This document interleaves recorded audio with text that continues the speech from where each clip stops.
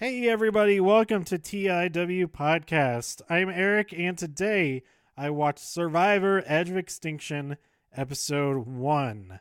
And the name of that episode is It Smells Like Success.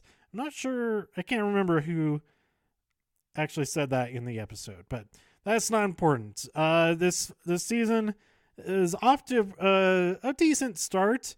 I'm not super excited about anyone in particular except for the returnees, but I'd say that's more so from having seen them in other seasons rather than anything from this particular episode. We have 18 contestants. Four of them are the returnees: David, Joe, Aubrey, and Kelly. I'm rooting for all of them. I want Aubrey to win, but I'd be okay with none of them actually winning, as long as somebody else is also not worth. So I have to say worthy of being rooted for. As long as there's somebody else that I connect with, that I like to get behind, to root for. So far there just isn't enough time in a 1 hour episode to introduce us to everybody. The couple of people that we did get introduced to, I mean, they seem like they could be interesting, but there's nothing really that stands out so far except for Wendy, who of course has her colored hair, which makes her stand out before you even get in depth with her. But then she also shares how she has Tourette's and has like some audible, or what is it? Some vocal and physical. What's the word for it?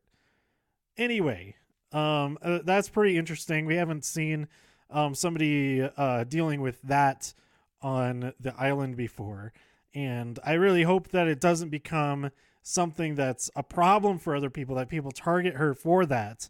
But it seems like, well, we'll see how it all goes.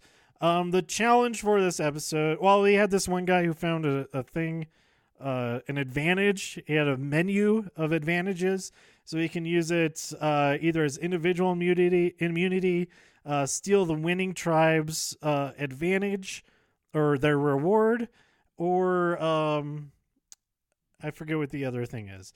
So he has to use it within the first 3 tribal councils.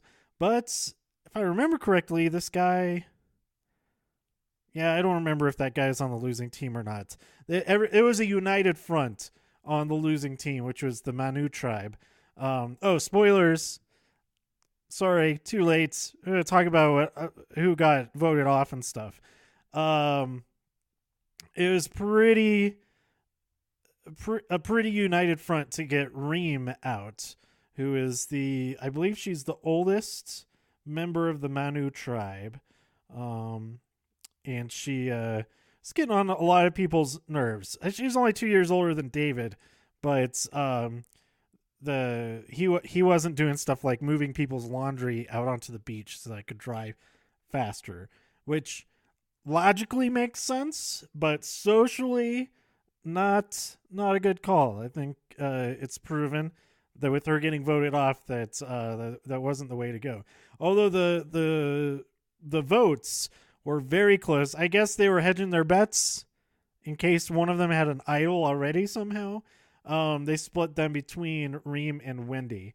But I do. This is my second time recording this episode. I don't know if I already said this or not. I do like Wendy so far, and I'm interested to see her progress in the game. And I hope that her Tourette's isn't a problem for other people, or that they don't make it a problem and make voting her out or whatever anything about that at all. And I think with Reem gone, her and Reem, and then the 19-year-old guy, Keith, seemed like everybody was just hovering. The vultures went after those 3. Although he split himself apart and shared like the plans and stuff, so we'll see how long he lasts. If he's flapping those loose lips. He's gonna go sinking ships. Speaking of sinking ships, so Reem is after she gets voted off. She's presented with a choice. This is the edge of extinction. We don't know very much about it yet at all. But after being voted off, they have the choice. Okay, your game ends, or get on this boat. You don't want to know what's going to happen over there, but you're going to get on this boat, and you have a chance possibly to get back in the game later on. Maybe that's kind of what's implied. Since the other choice is your game is over. So we end the episode with Reem alone somewhere with a wrecked ship on the beach, and I'm excited to see what happens. I'm assuming most people, there might be a couple of people who are like, nope, I'm done. This has been really hard. I'm done. Or once they get out there, maybe they also have, they of course would have the choice to quit any point after that as well, because they could quit anytime before they get voted out if they really wanted to and be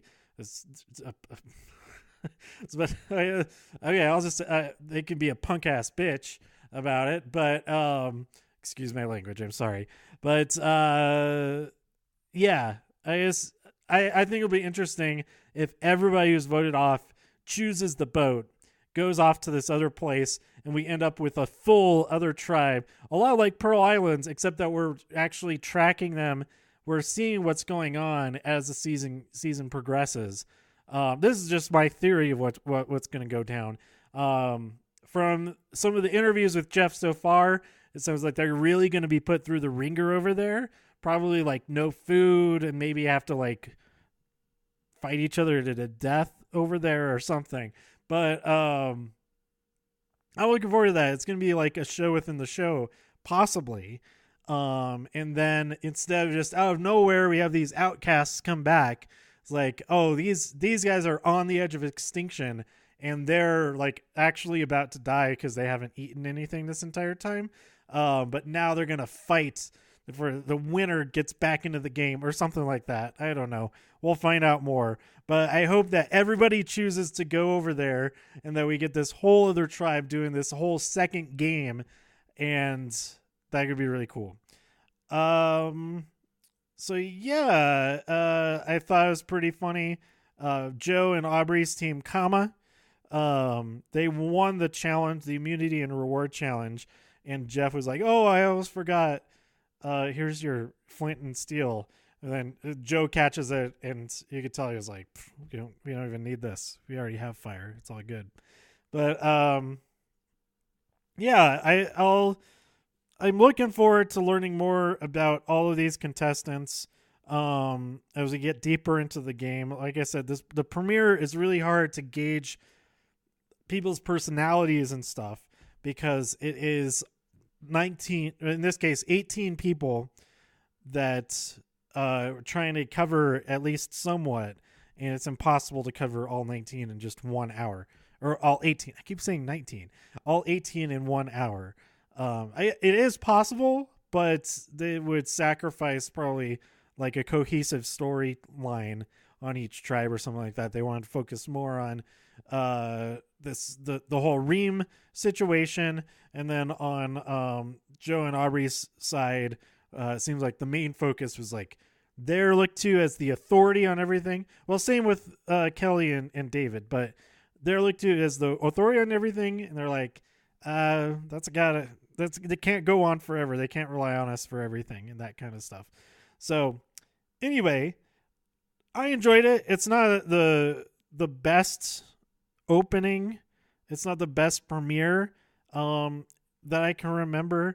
I'm not super excited about anybody new so far. So hopefully that changes in the next few episodes. But the prospect of this Edge of Extinction twist, that I'm hoping turns out to be pretty cool. And I guess they're not told anything about it. Only that the name of it when they first learn it at the beginning of this episode. So there's speculation on what that even means. So I think the big question is, whatever Edge of Extinction actually is, will they not know anything about it until those people are brought back into the fold?